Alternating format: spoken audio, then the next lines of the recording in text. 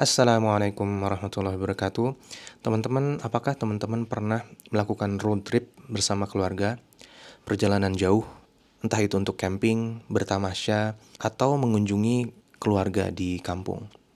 Nah, saat-saat road trip seperti ini bisa kita gunakan untuk melakukan heart to heart atau untuk melakukan deep talk, diskusi-diskusi mendalam yang biasanya tidak bisa kita lakukan saat kita berada di kondisi normal, saat kita harus bergelut dengan kesibukan kita sehari-hari.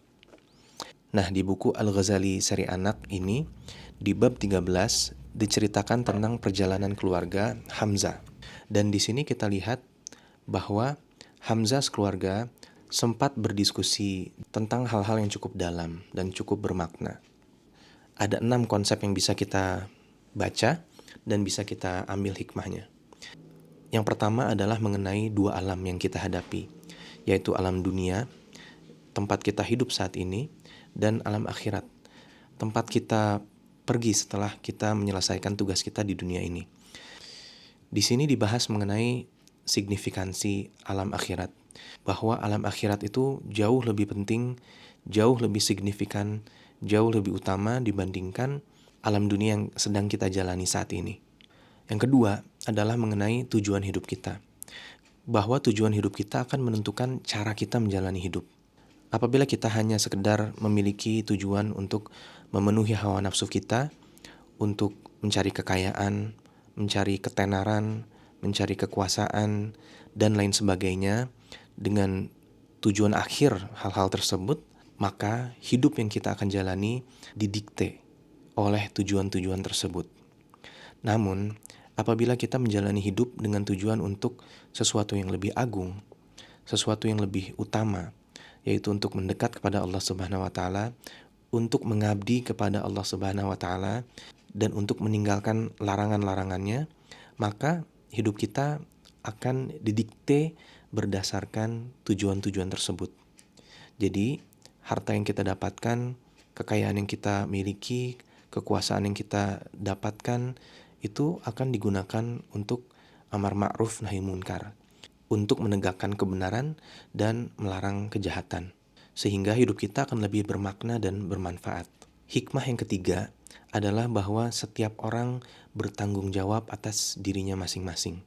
Kebaikan dan keburukan yang kita lakukan di dunia ini akan dibalas dengan tuntas, entah itu di dunia ini atau mungkin dibalas dengan tuntas di akhirat, yang akan jauh lebih berat bagi kita.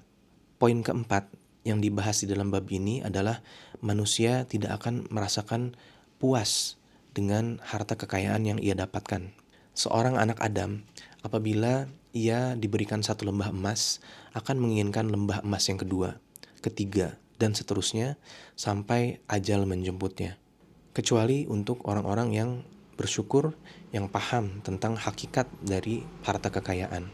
Yang kelima adalah bahagia itu sederhana.